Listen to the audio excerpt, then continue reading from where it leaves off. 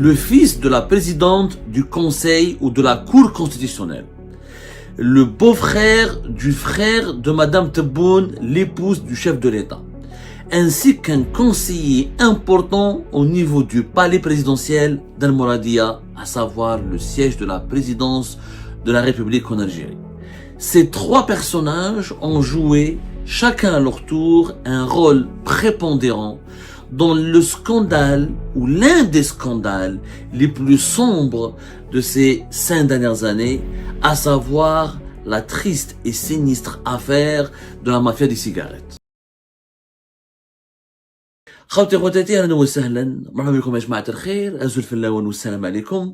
Dans cette émission, nous allons vous raconter l'incroyable histoire de la mafia des cigarettes, de ce scandale dans lequel Madame Tebboune et la famille de Madame Tebboune s'est retrouvée impliquée contre son gré à la suite de grossières manipulations sur fond d'enrichissement illicite, de trafic d'influence, de cupidité et de collusion entre des cercles mafieux, affairistes et des cercles politiques influents au plus haut sommet, ou bien positionnés au plus haut sommet de l'État algérien. Rappelez-vous, nous vous avons consacré au mois d'octobre 2025 2 émissions sur l'implication d'un proche de la famille Tebboune dans ce qui a été appelé le scandale de la mafia des cigarettes.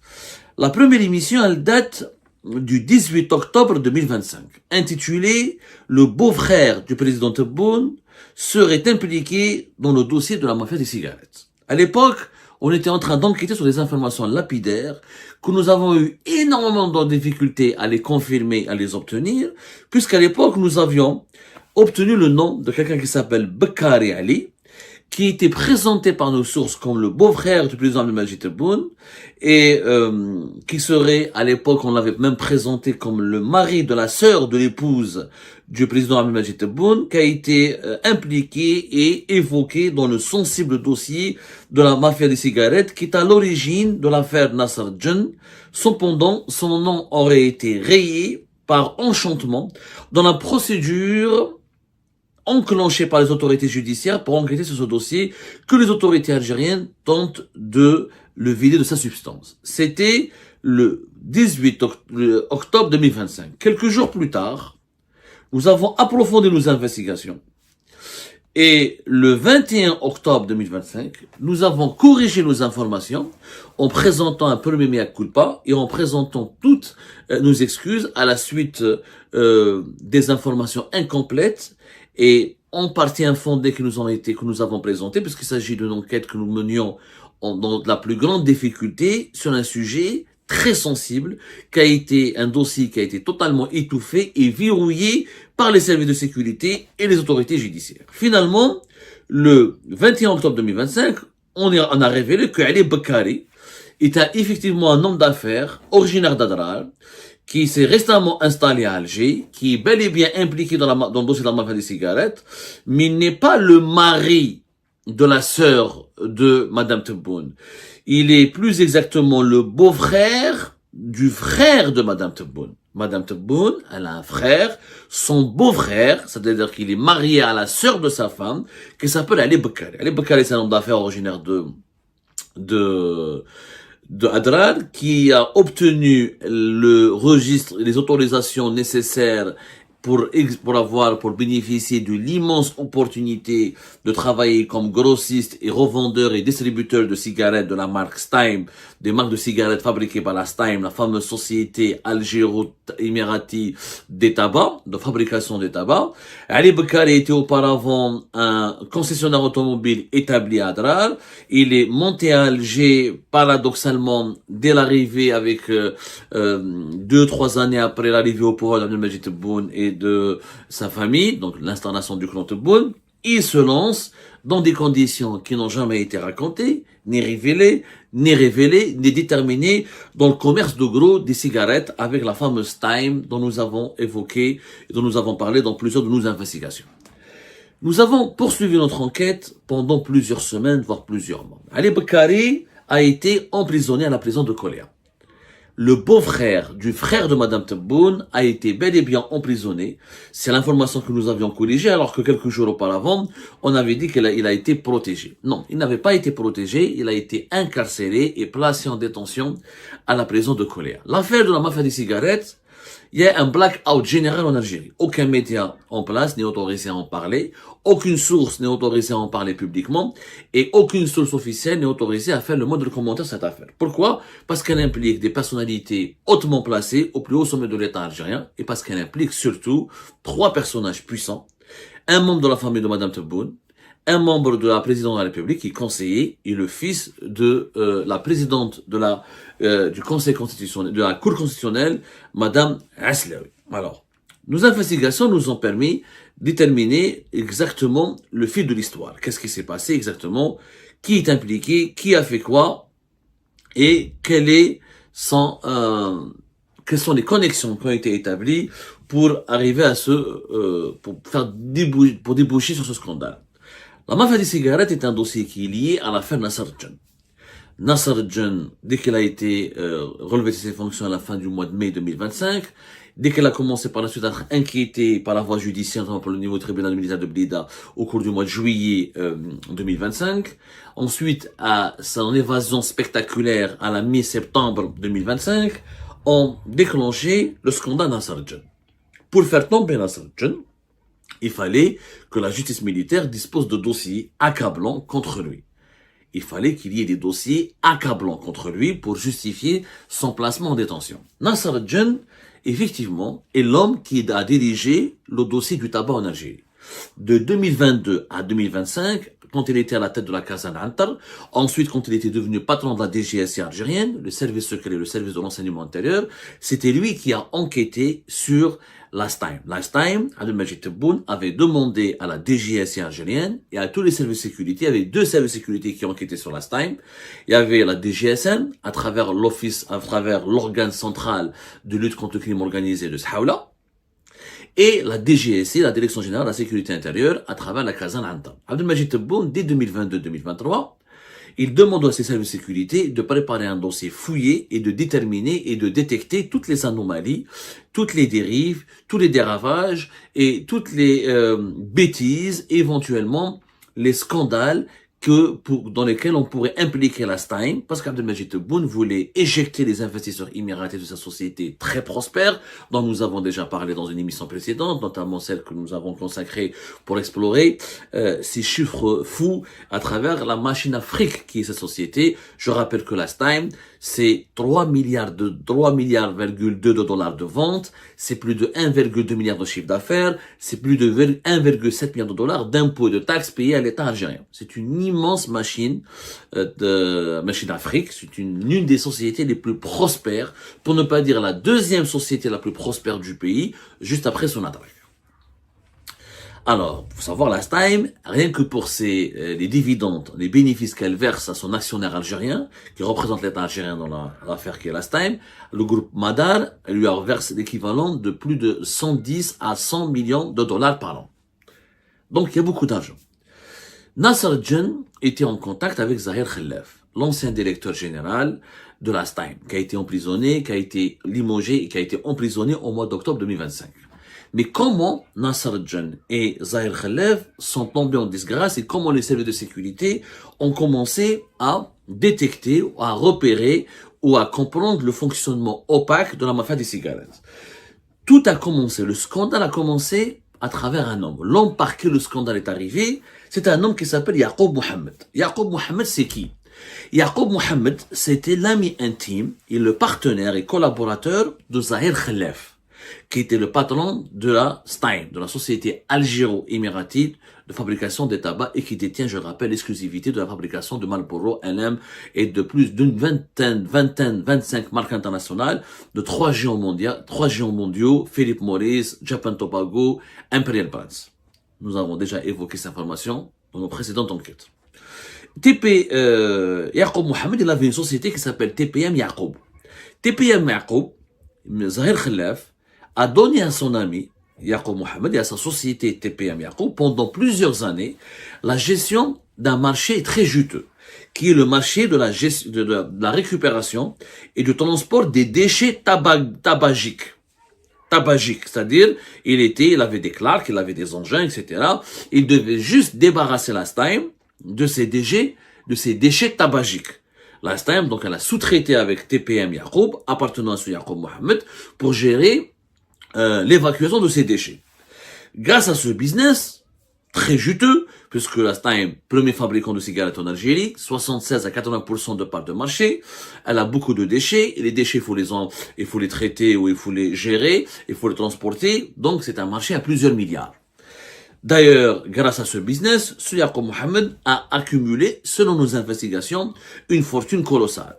Des appartements, il a une Ablida, Boufaï, Kachraga, il a pas mal de biens immobiliers et de commerce, un hôtel à Djidjel, il est originaire de Djidjel, comme Zahir Khalef d'ailleurs, l'ancien patron de la Stein, 3 grands dépôts à Blida, un appartement, une villa à Bouzeria, une villa et un appartement à Djidjel, un bungalow à la Madrag, un bien immobilier, une sorte de maison à la Madrag.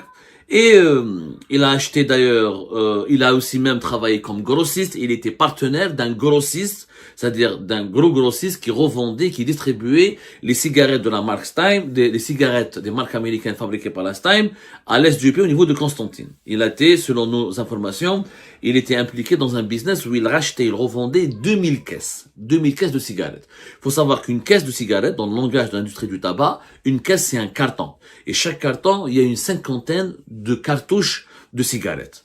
2000 caisses, c'est plusieurs milliards, c'est une dizaine de milliards de centimes. Une caisse représente, selon nos investigations, plus de 18 milliards de centimes au niveau de sa valeur. Vous imaginez, pour acheter 2000 caisses, c'est énorme. Ça veut dire que c'est quelqu'un qui a été impliqué ou associé dans un business où il faut dépenser plusieurs dizaines de milliards de centimes par jour. Ce Yacoub Mohamed était sous enquête. Il avait été arrêté et placé en garde à vue au départ par l'Office central de lutte contre le crime organisé de Saoula, de la DGSN. C'est lui qui a été auditionné dès le départ. Au cours de l'audition, il a pris peur, il panique et c'est lui qui a tout déballé. C'est lui qui a tout déballé, qui a révélé tous les secrets de son ami Zahir Khalef. C'est Yacoub Mohamed qui a expliqué aux enquêteurs de la DGSN que comment Zahir Khalef prend des pots de vin, quelle était sa relation avec Nasser Djen, quelle était sa relation avec pas mal de grossistes, comment il vend les autorisations, comment il intervient pour trafiquer les autorisations et les agréments nécessaires pour permettre à des commerçants algériens de devenir des grossistes, des distributeurs et des revendeurs de cigarettes. Il va tout déballer. Il passe à table, comme on dit, il raconte tout, les enquêteurs de la DGSN, de l'Office central de l'organe central de lutte contre le crime organisé, lui font croire qu'il sera protégé, ils essaient de faire un deal avec lui, sa complicité, ses témoignages, et en contrepartie de sa protection. Il se trouve que Yacoub Mohamed, contrairement à tous les acteurs de l'affaire Stein, du scandale Stein, il n'a pas été emprisonné. À la suite de sa garde à vue, il a été remis en liberté. Selon nos investigations, il a même gardé des liens étroits et privilégiés avec les responsables de l'organe central de lutte contre le crime organisé de Saoula. Certaines de nos sources affirment même qu'il ne cesse de leur offrir des cadeaux et leur verser même des enveloppes pour continuer à bénéficier de cette impunité qui lui a été garantie s'il témoignait ou s'il révélait ou s'il partageait avec les enquêteurs de l'Office central, de l'organe central de contre le crime organisé, tous les secrets les plus sombres de Zahir Khalef. Au cours de son témoignage, c'est Yacoub Mohamed qui a raconté comment un certain Ali Bakari, effectivement, il est le beau-frère du frère de Madame Tebboune. Madame Tebboune, elle est originaire de Adrar. Et son frère a vécu à Adrar, comme elle. Et le frère de Madame Tebboune a épousé une femme qui a une sœur qui est mariée à ce Ali Bakari. Ali Bakari, il s'est rapproché, c'est lui qui s'est rapproché, grâce à un conseiller à la présidence de la République. Il y a un conseiller à la présidence de la République qui était chargé des titres et des décorations. Un conseiller chargé des titres et des décorations au niveau du palais présidentiel d'El Mouradia. Ali Bakari s'est rapproché de lui, il a dit voilà, je suis le beau-frère. Vous savez, en Algérie, il suffit juste d'avoir un lien, même si c'est un lien qui s'étend sur 1 kilomètre avec la famille d'un chef d'état-major de l'armée ou la famille du président, et puis les gens vont commencer à faire du business, à essayer d'instrumentaliser ce lien pour faire du trafic d'influence et pour faire des interventions et pour et essayer d'obtenir des recommandations afin de faire des affaires et d'essayer de s'enrichir. C'est une tradition malheureusement en Algérie. Si on est le parent d'un dirigeant puissant, notamment le parent d'un chef d'État, on fait tout pour profiter de ce lien de parenté pour obtenir des privilèges, licites ou illicites, des indus avantages qui nous permettent, malheureusement c'est dans la mentalité algérienne, de s'enrichir et de réussir plus rapidement. La quête du gain facile et la quête de l'enrichissement très rapide a poussé sur Ali Bakari à se rapprocher de ce conseiller. Ce conseiller, comme il a compris, comme il savait qu'Ali Bakari était proche de Madame Tebboune. Madame Tebboune, étant donné, elle est très influente auprès de son mari. Son mari lui voue beaucoup d'affection et beaucoup d'amour et beaucoup de considération. Elle a surtout son écoute. Donc ce conseiller, il pensait qu'on est dans le beau-frère de Madame Tebboune. Donc il savait pas que c'était le beau-frère du frère. Mais quand en Algérie, il suffit juste d'être le voisin du frère de Madame Tebboune. Ah, c'est un parent. Donc il a capitalisé sur ses connexions. Ce conseiller, il a dit, je vais rendre service au beau-frère de Madame Tebboune. Comme ça, le beau-frère de Madame Tebboune va dire du bien. Il va intervenir pour moi auprès de Madame Tebboune. Il va plaider ma cause. Et comme ça, je pourrais avoir une belle carrière au niveau de la présidence. Et je pourrais monter encore en grade et avoir de meilleures fonctions et assurer de meilleures missions.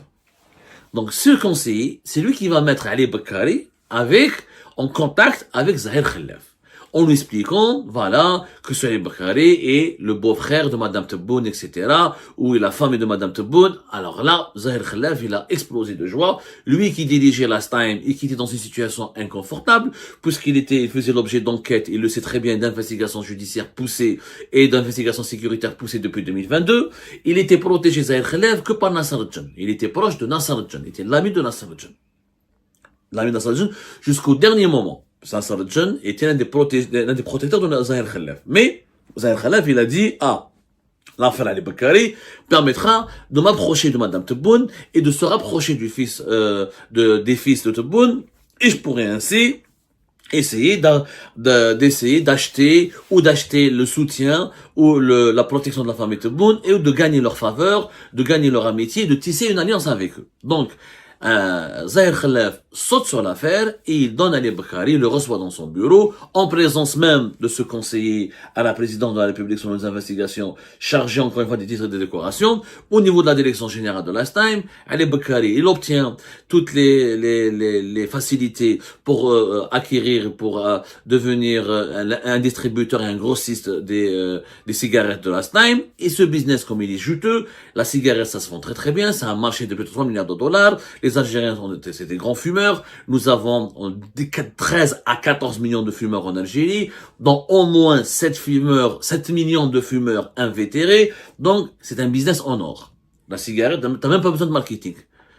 Et les cigarettes en Algérie sont beaucoup moins chères par rapport à beaucoup de pays de la région, par rapport aux pays développés, aux pays européens notamment.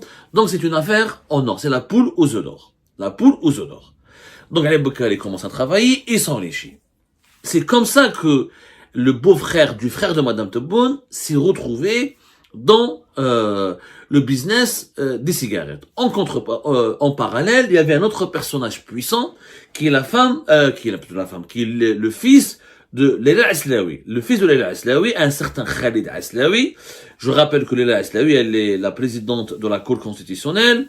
Elle est âgée de plus de 80 ans. Je rappelle juste au passage, et que son fils, il était l'assistant du directeur général chargé du développement commercial au niveau de l'Astime. D'ailleurs, nous lui avons consacré une émission qui date du 16 octobre 2025. À l'époque, nous avions révélé comment le fils de Leila Aslaoui, il a été miraculeusement, l'émission a été intitulée ainsi, le fils de Leila Aslaoui, miraculeusement secouru. Pourquoi? Parce qu'il était impliqué, c'était dans l'affaire de l'Astime, puisqu'il était le bras droit de Zahir Khalaf, et tous les grossistes, et les distributeurs, et les revendeurs de cigarettes qui profitaient des largesses de l'Astime, ou qui profitaient de certains indus avantages, ou des privilèges illicites pour développer leurs activités, leur business juteux, ils étaient en contact avec le fils de Leila Aslaoui. Donc il pouvait pas, le fils de Leila Aslaoui, comme l'indique sa fonction, assistant du directeur général, chargé du développement commercial. Le développement commercial, c'est le choix, la sélection des grossistes et des distributeurs et l'acheminement et la vente et la vente et et la facturation des cigarettes qui leur sont vendues. Donc il est impliqué jusqu'au cou. Comme par hasard, une douzaine de cadres dirigeants de Lastime ont été arrêtés, emprisonnés, sauf que le fils de Leila Islaoui, il a été épargné. Pourquoi? Parce que ce qu'on ne sait pas, c'est que l'affaire a été jugée. Comment l'affaire a éclaté? Comment l'affaire a éclaté au mois d'octobre 2025. Zahir Khalef, il est tombé quand Nasser Djen a trébuché. Mais Zahir Khalef n'est pas tombé uniquement parce que Nasser Djen a été relevé de ses fonctions, il a été limogé. D'ailleurs, Zahir Khalef, qui était l'allié de Nasser Djen, quand il a été arrêté, commence à être placé en garde à vue, etc. Quand on a voulu, avant même octobre 2025, juste entre septembre et au début octobre, il a même déposé plainte. Zahir Khalef s'est retourné contre Nasser Djen, quand l'affaire Nasser Djen a éclaté, il a déposé plainte contre Nasser Djen, prétendant que Nasser Djen le rackettait, lui faisait du chantage, le menaçait, et c'est pour ça que il partageait avec lui des marchés opaques ou des pots de vin ou des passations douteuses de marché au niveau de Lastime. En réalité, il était son complice. Mais comme Nasser Djen n'était plus au pouvoir, Zahir Khalef voulait se protéger. Mais l'affaire a éclaté de la mafia des cigarettes quand Madame Tebboune a été alertée